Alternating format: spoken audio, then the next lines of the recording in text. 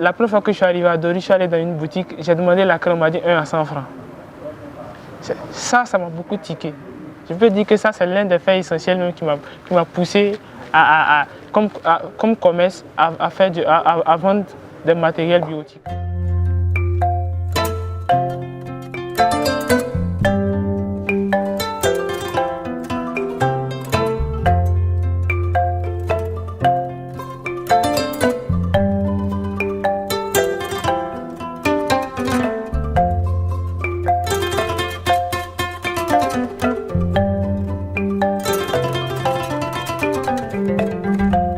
Moi, c'est Siouné Bilal Ibn Chouaib, responsable de la structure Student Work, spécialisée dans le commerce de manuels biotiques. Nous touchons également les cours à domicile à travers la région du Sahel, particulièrement dans la ville de Dori. Cette initiative était dans le but de rehausser le niveau intellectuel, surtout des élèves, vu qu'avec l'insécurité, les cours étaient perturbés. Donc nous avons remarqué que le taux d'échec dans les examens de fin d'année était beaucoup élevé. C'est surtout ça qui nous a poussé à initier des cours d'appui. Maintenant, concernant le commerce de manuels biotiques, c'est toujours ça. On a vu que dans la ville, certes, la plupart des populations s'adonnaient à l'élevage. Lorsqu'ils faisaient du commerce, c'était bon, c'était des petits kiosques qui vendaient des cafés. Donc c'était difficile même d'avoir des cahiers, des règles. Même si on ne peut pas se vanter de se prendre en charge à 100%, aujourd'hui, grâce à ce commerce-là, ça fait plus de moins de 3 ans que je ne demande pas de l'argent aux parents. Les parents même parfois ils peuvent appeler. Ah, qu'est-ce qu'il y a? Et puis tu ne demandes plus de l'argent. Ah, qu'est-ce que tu fais là-bas? Hormis ça, personnellement, avec mes amis, au moins une trentaine, grâce à moi aujourd'hui, comme moi, on ne demande plus de l'argent aux parents. On ne court plus peut-être derrière le phoneur comme c'était auparavant. On arrive à s'en sortir, à se prendre en charge, à s'entraider.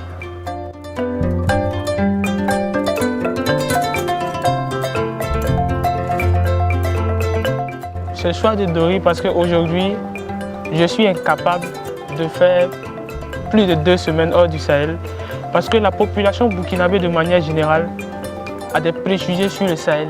Lorsque tu sors du Sahel, quand on te parle du Sahel, tu te dis qu'il n'y a rien d'autre que le désert, alors que ces gens-là se trompent. Là-bas au Sahel, malgré l'insécurité, si quelqu'un y va, il va s'épanouir. La cohésion y est. Dire que représente Dori pour moi, c'est faible. On va dire que représente le Sahel. Le Sahel représente pour moi cette identité, cette personnalité que je veux avoir. Vous allez au Sahel, malgré ces difficultés, vous sentez l'homme intrépide, l'homme opiniâtre. Quelle que soit la difficulté, quand il veut quelque chose, il œuvre pour pouvoir. Voilà ce que je retiens du Sahel, voilà ce qui m'a plu chez les Sahéliens.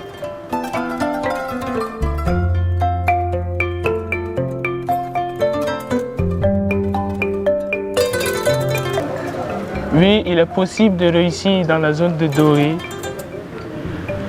parce qu'il y a plusieurs sortes d'activités, hormis l'élevage, le commerce.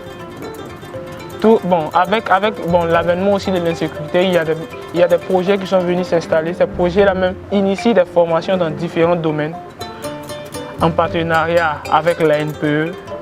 Il y a des formations même en plomberie, en carrelage, en électricité. Après ce genre de formation-là, je peux dire que le jeune burkinabé, le jeune sahélien est en mesure d'initier certaines activités dans l'optique de se prendre en charge.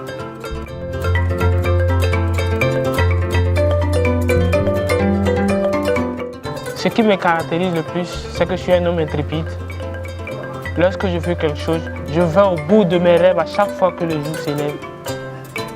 Je suis prêt à réussir, quoi qu'il se passe, quoi qu'il advienne, quoi qu'il en coûte.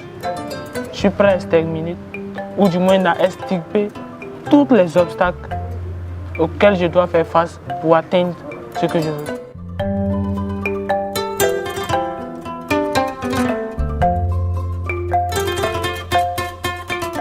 Pour moi, réussir, loin d'emmagasiner des richesses, c'est être en mesure d'être indépendant. Être indépendant, se prendre en charge. Faire en sorte que l'activité que tu mènes puisse faire bénéficier tout ton entourage. N'attendez pas par entourage seulement la famille, non, mais la communauté, les amis, tous ceux qui t'entourent. Lorsque tu sors, qu'on sente que ta personnalité, que l'activité que tu mènes est non seulement utile pour toi, pour ta famille, pour ton entourage, pour ta communauté, pour ta ville, pour ta région, pour ton pays. C'est ça pour moi réussir.